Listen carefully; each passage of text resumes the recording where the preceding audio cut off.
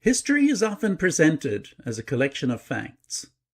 Dates, battles, kings, empires. But there is an uncomfortable question that rarely gets asked. Who wrote those facts? Because throughout most of human history, the people recording events were not neutral observers.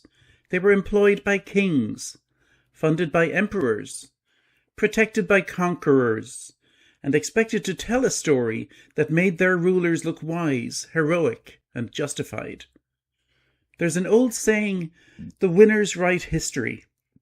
Whether or not every detail of that statement is true, there is no question that victory grants something beyond territory, beyond wealth, and beyond power. It grants control over the narrative.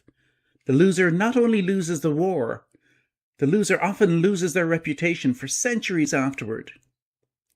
Today we're going to examine how victors have shaped historical memory, how religion was often used to demonize enemies, why defeated nations frequently paid a historical price, and why understanding this process matters if we want a clearer view of the past. For most of history, historians were not independent journalists. They worked for rulers. Ancient Egyptian scribes recorded the greatness of the pharaohs. Roman historians celebrated Roman victories. Chinese court historians served emperors.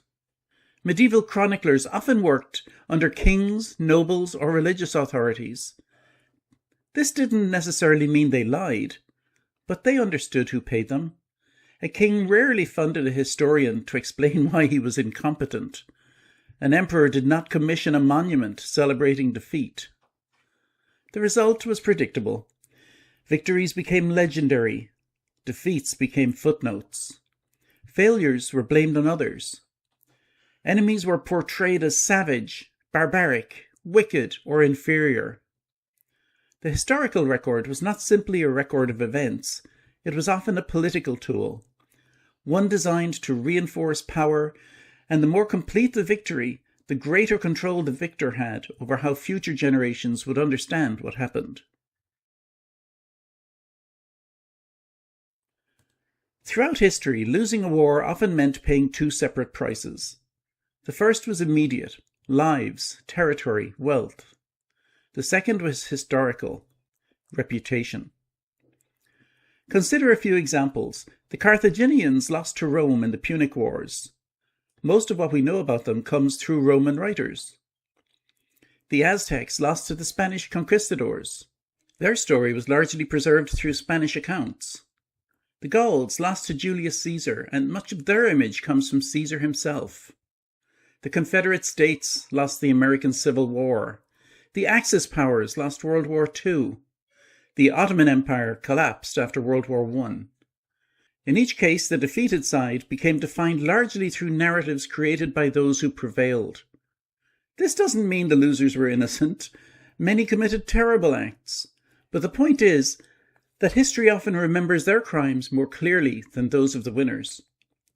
Victory grants a unique privilege: the ability to determine which atrocities are remembered and which are forgotten.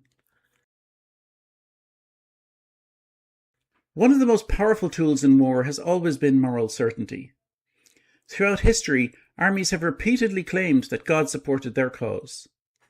The Crusaders believed they fought with divine approval. Muslim armies often believed the same. European monarchs invoked God.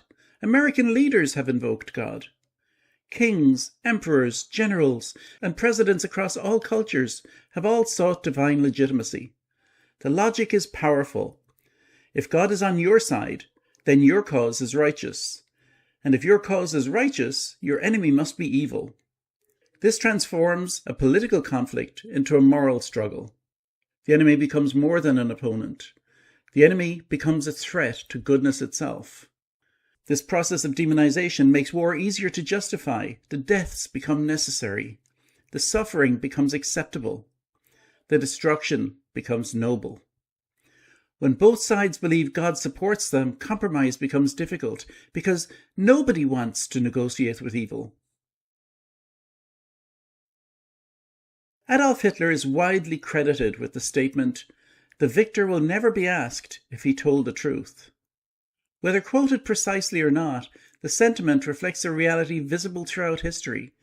It is important to be clear, though, this observation does not excuse Hitler's crimes, nor does it diminish the horrors of Nazi Germany. Instead, it highlights something larger: the ability of winners to shape public memory. The question is not whether some losing sides deserve condemnation. Many absolutely did. The question is whether victory itself grants moral immunity. History suggests that it often does.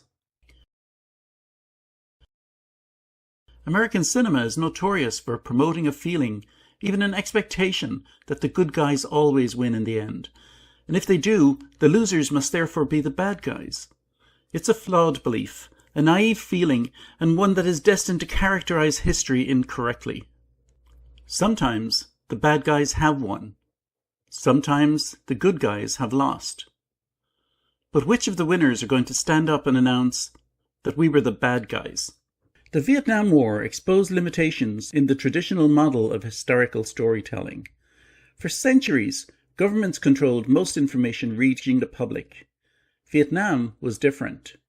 Television brought the war into people's homes. Journalists operated with greater freedom than in many earlier conflicts. Images of civilian suffering became impossible to ignore. Attempts to portray the conflict in purely moral terms became increasingly difficult. The North Vietnamese were often depicted as villains. The United States portrayed itself as defending freedom. Yet many Americans began questioning that narrative. They saw evidence of mistakes, misconduct, and suffering on all sides. For perhaps the first time on a massive scale, ordinary citizens could witness the complexities of war in near real time. The result was a growing recognition that conflicts rarely fit into stories of heroes and villains. One reason the phrase "winners write history" remains controversial is because it forces us to examine actions committed by victorious nations. Consider the atomic bombings of Hiroshima and Nagasaki. Supporters argued they shortened the war and saved lives.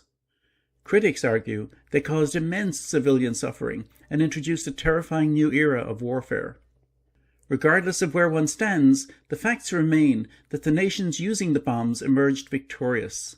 But had they lost, would they be prosecuted for war crimes by the victors' tribunal? The moral debate continues today. Or consider the treatment of Native Americans during the expansion of the United States: forced removals, broken treaties, mass displacement. These events are now widely acknowledged, but for generations they received far less attention than narratives celebrating frontier expansion. For many years afterward, they were written about as savages, as subhuman, even though the scalping that was put on them had been practiced by the British in territories for decades before. Such examples can be found throughout history. Victorious empires have committed massacres. Conquering armies have destroyed cities. Colonial powers have exploited populations.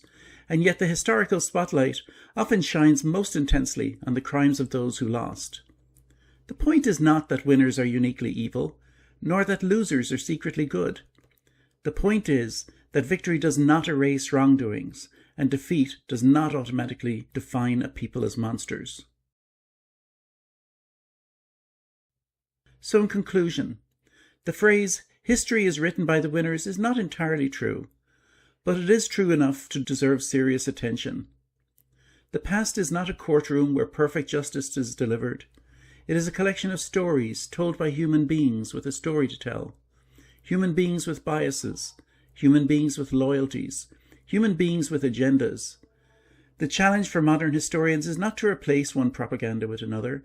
It is to look beyond simple narratives, to question assumptions, to examine multiple perspectives, and to remember that victory and virtue are not the same thing. Sometimes the winners were genuinely the better side. Sometimes they were not. Most often, both sides were capable of courage and cruelty, heroism and brutality, good intentions and terrible mistakes. History becomes more useful when we stop asking who was entirely good and who was entirely evil, and start asking a more difficult question: what actually happened? Because understanding the past requires more than listening to the victors. It requires listening to everyone. Please do subscribe if you like this kind of video, and thank you so much for watching.